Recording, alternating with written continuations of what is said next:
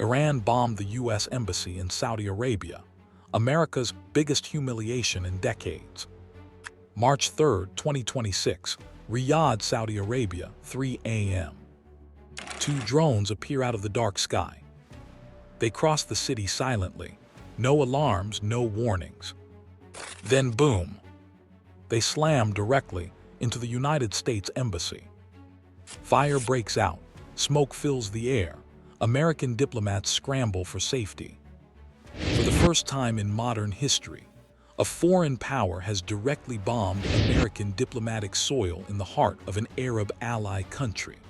This is not a small strike. This is not an accident. This is Iran telling America, we can hit you anywhere. And here is the part nobody is talking about. This might just be the beginning. Welcome back to Battlesphere, the channel where we break down the world's biggest military stories with facts, no drama, no bias. I'm your host, and today we are covering one of the most shocking events of this entire war.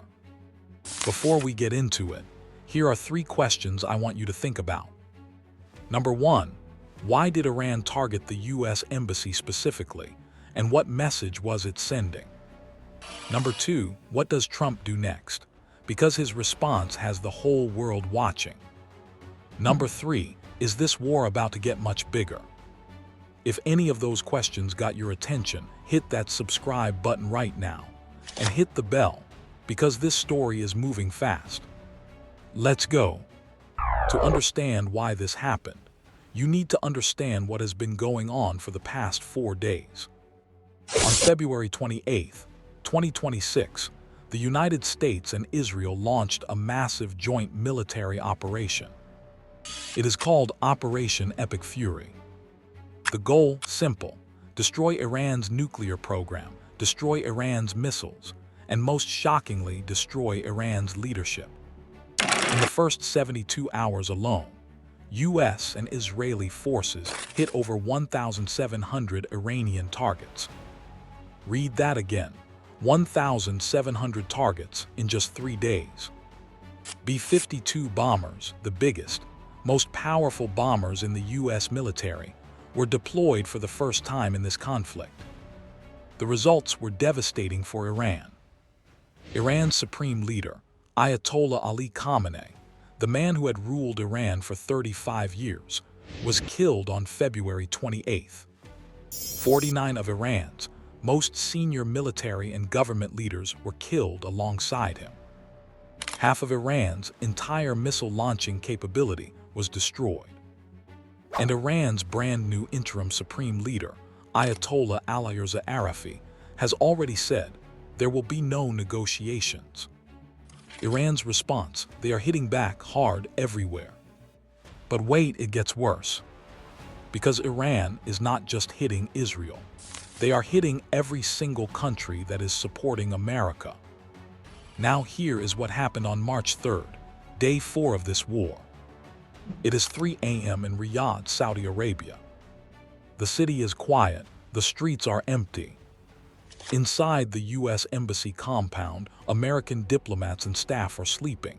They believe they are safe. Saudi Arabia is an ally. Saudi Arabia has air defenses. This cannot happen here. Then 2 drones appear on radar. Saudi air defenses track them. They try to intercept. They fail. Both drones crash directly into the U.S. Embassy compound. Explosions rip through the building. A fire breaks out immediately. The entire complex fills with black smoke. Emergency alarms start blaring. American staff are told shelter in place. Do not go outside. Lock all doors. Stay away from windows. Saudi Arabia's defense ministry confirms what happened.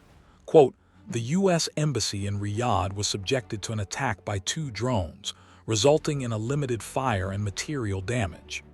End quote. The embassy is immediately shut down, completely closed, all operations suspended.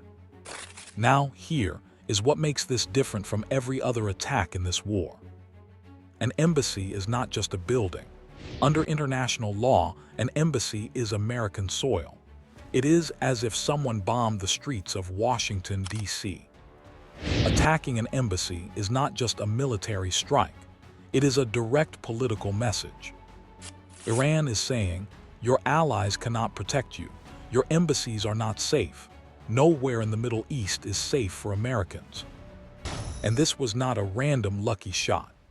Those 2 drones flew through one of the most heavily defended airspace in the Middle East, Riyadh, the capital of Saudi Arabia, and hit their target. Here is what nobody is talking about.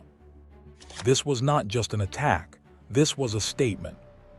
And the embassy attack is only one part of what happened on day 4. Because while those 2 drones were hitting Riyadh, Iran was launching attacks across the entire region simultaneously. Iran fired approximately 1,500 drones and missiles in total since this war began, targeting 7 countries at once. Let me read those countries out loud: Saudi Arabia, Kuwait, Bahrain, the UAE, Qatar, Iraq, and even Oman. 7 countries simultaneously. In the UAE alone, Iran targeted 63% of its strikes on airports, ports, and oil infrastructure. Amazon's data centers. Yes, Amazon, the tech giant, had 3 facilities damaged in UAE and Bahrain, causing internet outages across the region. An Omani port, the Duqm port, was hit by drones. A U.S. military base in Bahrain was also targeted. And back on the Lebanese front, Israel launched a full ground incursion into southern Lebanon on the same day, fighting Hezbollah, Iran's proxy army, on a completely separate front. This war is no longer just about Iran. It has now spread to 7 countries. Now pay close attention to this next part. Trump was asked about the embassy attack. What was his response? He looked straight at the camera and said, quote, "You'll find out soon," end quote. That is a threat, a very serious one. When the President of the United States says, "You'll find out soon," after an attack on American soil, the world stops and listens. And if you want to know what Trump does next, and whether this war is about to get even bigger, stay with me. I'll break it all down. But first, if you are finding this breakdown useful, hit subscribe right now. Over 90% of people watching this are not subscribed. Don't miss what comes next. So what does this embassy attack mean for the bigger picture? 3 angles: military, economic, political. The U.S. has now closed 3 embassies in the Middle East: Saudi Arabia, Kuwait, and Jordan. This tells you one thing: America knows the attacks are not stopping. The U.S. military has already moved more troops and assets to the region. Defense Secretary Pete Hegseth said Operation Epic Fury's goals are, quote, "laser-focused," end quote. Israel is now fighting on 2 fronts, Iran and Lebanon, simultaneously. Iran has now closed or threatened the Strait of Hormuz, the small waterway through which 20% of the world's entire oil supply passes. Over 150 tankers are stranded. They cannot move. Oil prices have already jumped 30% since this war began. Analysts at Bloomberg and Fortune are warning $100 per barrel is coming. That means gas prices going up for you, for your family, right now. Iran's new interim supreme leader has already said no talks, no negotiations. Trump has given no timeline for ending this operation. He said it could last 4 to 5 weeks at a minimum.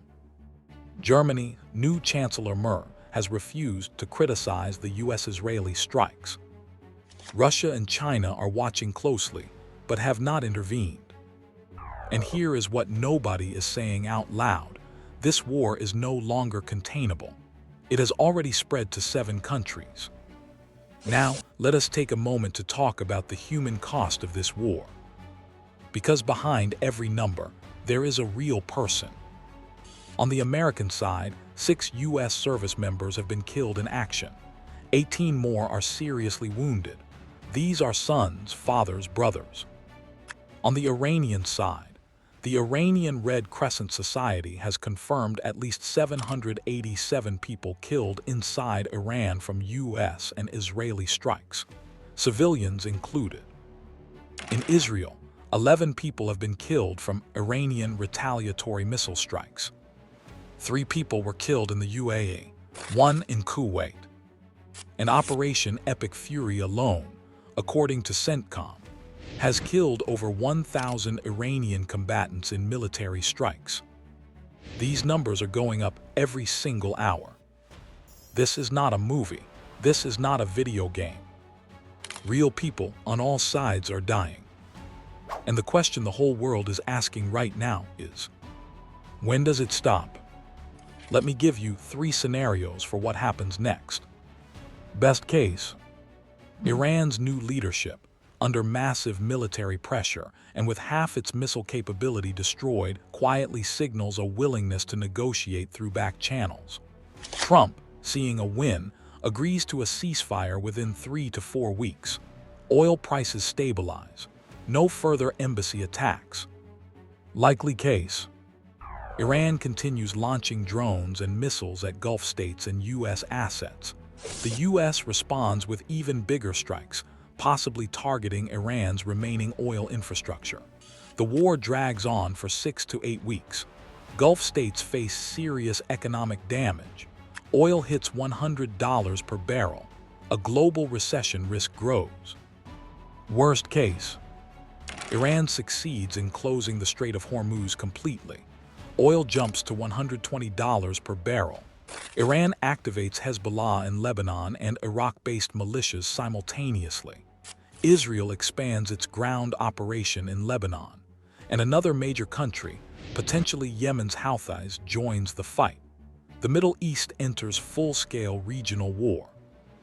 Based on everything we have seen in the last 4 days, we are currently somewhere between the likely and worst-case scenarios. And now, pay close attention to this final part. Let me bring it all together. 4 things happened today that the world cannot ignore. 1. Iran bombed the U.S. Embassy in Saudi Arabia. First time in history. A direct message to America. 2. Iran launched 1,500 drones and missiles across 7 countries simultaneously. Why? 3. Israel opened a second front with a ground invasion of Lebanon. 4. Trump has promised a response. Nobody knows what it is, but the world is watching. This war is on day 4, and it is already bigger than most wars that lasted years. If you want to stay informed every single day as this situation develops, subscribe right now. Hit the bell, share this video, and tell me in the comments, what do you think Trump's next move should be? Drop it below. I'll see you in the next one.